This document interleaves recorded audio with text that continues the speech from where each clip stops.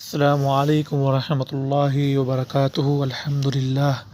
والصلاة والسلام علی اشرف الانبیاء والمرسلین نبینا محمد وعلی آلہ واصحابہ اجمعین اما بعد۔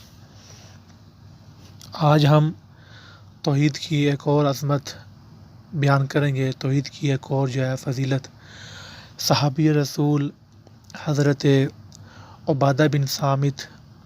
رضی اللہ تعالیٰ عنہ بیان کرتے ہیں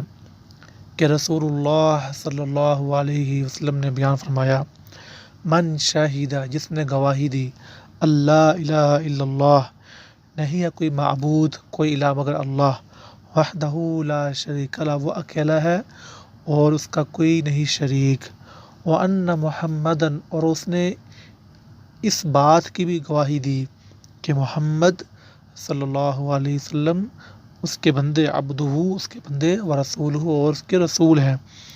وان عیسیٰ، اور عیسیٰ علیہ السلام، عبد اللہ ورسولہ،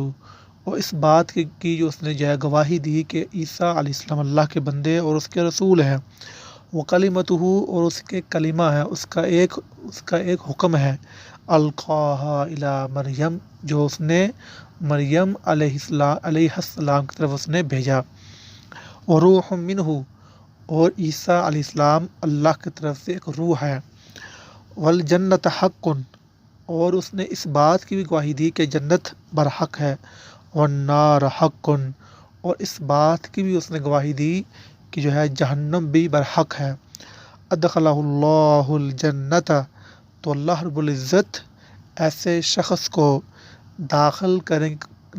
گے کہاں پہ؟ الجنت، جنت میں، علی ما کان من العمل،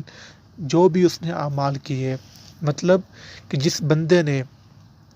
دل سے توحید کا اقرار کیا کہ اللہ ایک ہے، وحدہ لا شریک ہے،